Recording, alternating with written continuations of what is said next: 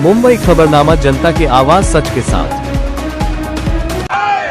शर्म करो, शर्म करो, नरेंद्र मोदी शर्म करो, इस्तीफा दो, इस्तीफा दो, नरेंद्र मोदी इस्तीफा दो।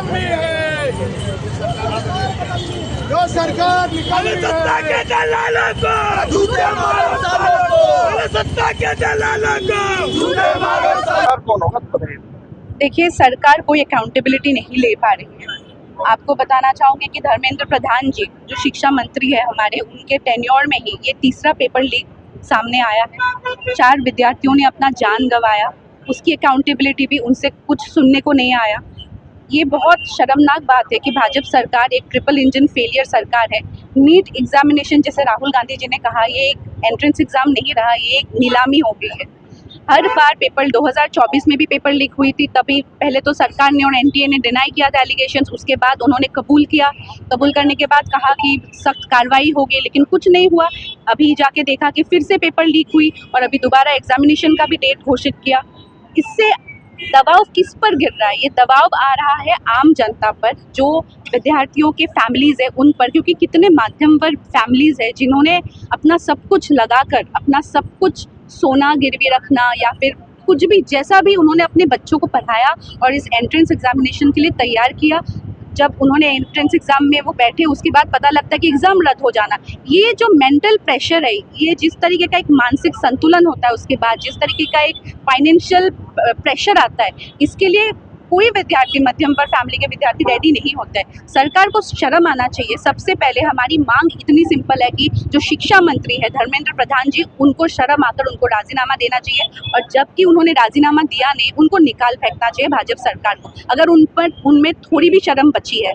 और दूसरी बात, आज तक एनटीए के डायरेक्टर जनरल को अब तक, अभिषेक सिंह जी को अब तक उनको गिरफ्तार किया नहीं गया। तो इससे समझ में आता है कि किस तरीके की कार्रवाई हो रही है, क्योंकि हर बार जब ये सामने आता है, जब विद्यार्थी अपनी जान गंवाते हैं, भाजपा सरकार सीबीआई को आगे धकेल के बोल देते हैं कि ठीक है कार्रवाई हो रही है, लेकिन नतीजा कुछ सामने नहीं आता।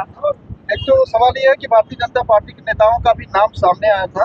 दूसरा सवाल कि आप लोग किस तरह से आंदोलन कर रहे हैं, क्या मांग कर रहे हैं, और ये प्रोटेस्ट किस तरह का कर रहे हैं? देखिए, आज का ये जो प्रोटेस्ट है, ये हमारे north west district youth Congress की तरफ से और गोरेगांव असेंबली यूथ कांग्रेस की तरफ से ये प्रोटेस्ट रखा गया है।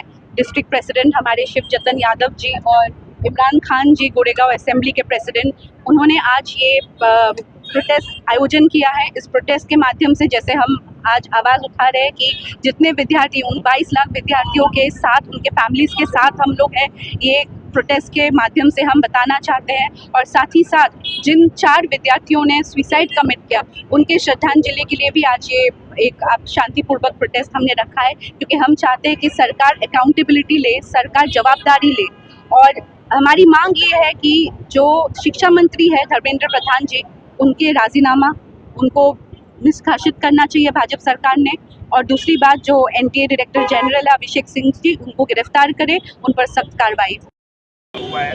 1 साल नहीं, कितने सालों, कितने महीने की जो दिन रात एक करके पढ़ाई करते थे, आज उनका भविष्य खराब हो गया। कितने बच्चे जो सुसाइड कर दिए, इनका जिम्मेदार कौन है? नरेंद्र मोदी जी कि महेंद्र प्रसाद, कौन इनकी जिम्मेदारी उठाएगा? इनकी जिम्मेदारी कौन उठाएगा? आज बच्चे, उनके परिवार, उनके घर के लोग कहाँ से पैसे ला के अपने बच्चों को पढ़ाते हैं। उनका सपना होता है कि मेरे बच्चे डॉक्टर बने, हाँ, उनका सपना चकनाचूर हो गया, उसका जिम्मेदार कौन लेगा? हाँ, बीजेपी सरकार आज तक इसका कोई स्टेटमेंट नहीं दिया गया। 2024 के पेपर लीक के मामले में हमारे शिक्षा मंत्री ने अपनी जिम्मेदारी ली थी और बोले थे जो भी नेक्स्ट टाइम दोबारा भी ऐसी पेपर लीक घटना नहीं होगी। बट इस बार भी यही पेपर लीक घटना हुई, इससे 22 लाख विद्यार्थियों का जीवन खराब हुआ। अभी उन्होंने फिर बोला कि 22 जून को फिर से एग्ज़ाम किया जाएगा। क्या भरोसा फिर से पेपर लीक हुए, फिर सपना, विद्यार्थियों का सपना फिर चूर हुए।